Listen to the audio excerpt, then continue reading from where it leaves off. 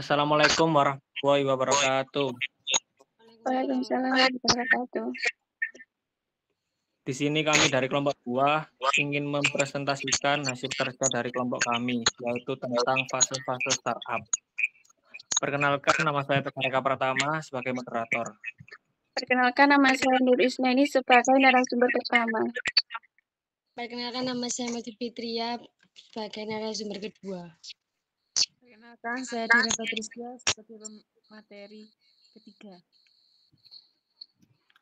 Untuk pemateri, silakan menjelaskan materinya. Baik, di sini saya akan menjelaskan fase-fase startup. Menurut Baron, pada tahun 2007, fase startup studi merupakan salah satu tahapan dalam proses entrepreneurial.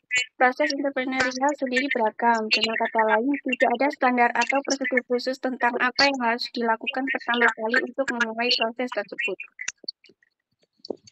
Menurut Baron, pada 2007, secara umum tahapan startup sendiri terdiri dari 3 fase. Yang pertama yaitu fase pre-launch. Fase pre-launch atau sebelum peluncuran. Entrepreneur biasanya melakukan banyak hal seperti mengenali dan mengevaluasi peluang, mencari ide usaha, melakukan riset pasar, dan mengumpulkan sumber daya yang diperlukan. Yang kedua yaitu fase launch atau peluncuran. Pada fase ini, pengusaha melakukan hal-hal yang terkait dengan peluncuran bisnis barunya. Beberapa hal yang dilakukan oleh pengusaha di fase ini termasuk membuat produk, memperoleh hak paten untuk bisnisnya, dan juga membuat strategi pemasaran untuk memasarkan produk. Yang ketiga yaitu fase post-launch atau fase pasca launch. Dilakukan pada tahap ini, entrepreneur biasanya tidak lagi menangani masalah teknis seperti mencari sumber daya untuk membuat produk. Entrepreneur telah meminta bawahannya atau karyawannya untuk menangani semua tugas teknis perusahaan. Pada tahap ini, pengusaha belajar bagaimana mengoperasikan manajemen dengan baik.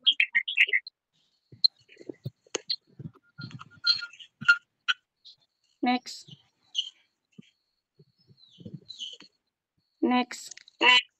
Selanjutnya, fase startup menurut Juli 2001, secara umum proses pengembangan produk dibagi menjadi 6 tahap atau fase, yaitu yang pertama fase 0, perencanaan. Fase 1, pengembangan konsep. Fase 2, perencanaan tingkatan sistem. Fase 3, perencanaan rinci. Fase keempat, pengujian dan perbaikan. Fase kelima, peluncuran produk. Next. Faktor penghambat pengembangan produk. Yang pertama, kekurangan ide pokok baru. Yang kedua, pasar yang terbagi-bagi. Yang ketiga, kendala sosial dan pemerintah. Yang keempat, pengembangan produk yang terlalu mahal. Dan yang kelima, waktu pengembangan terlalu cepat. Dan yang terakhir, siklus hidup yang cepat. Faktor pendorong keberhasilan produk. Yang pertama, financial goals. Yang kedua, pertumbuhan penjualan dan presentase pasar. Dan yang ketiga, aksi kompetitif. Yang keempat, perjalanan hidup. Yang kelima, teknologi. Yang keenam, peraturan. Yang ketujuh, biaya bahan dan ketersediaan bahan. Yang terakhir, inovasi. Next. Strategi pengembangan produk. Yang pertama, perbaikan produk lama, positioning. Yang ketiga, ubah perspektif. Yang keempat, perluasan lini produk. Yang kelima, meniru persaingan. Yang keenam, menambah produk.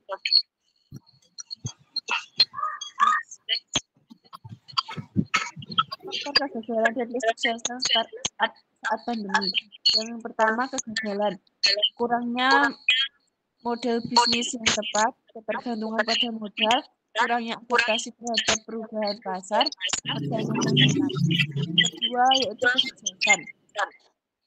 Meliputi inovasi dan adaptasi cepat, model bisnis yang berkelanjutan, digitalisasi yang efektif, pemahaman terhadap kebutuhan pasar.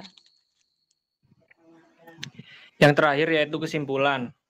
Kemampuan untuk melalui tahap sebelum peluncuran dan tahap setelah peluncuran dengan inovasi, perubahan, dan manajemen operasional yang responsif sambil mengatasi tantangan seperti biaya tinggi, persaingan, dan peraturan adalah kunci kesuksesan startup.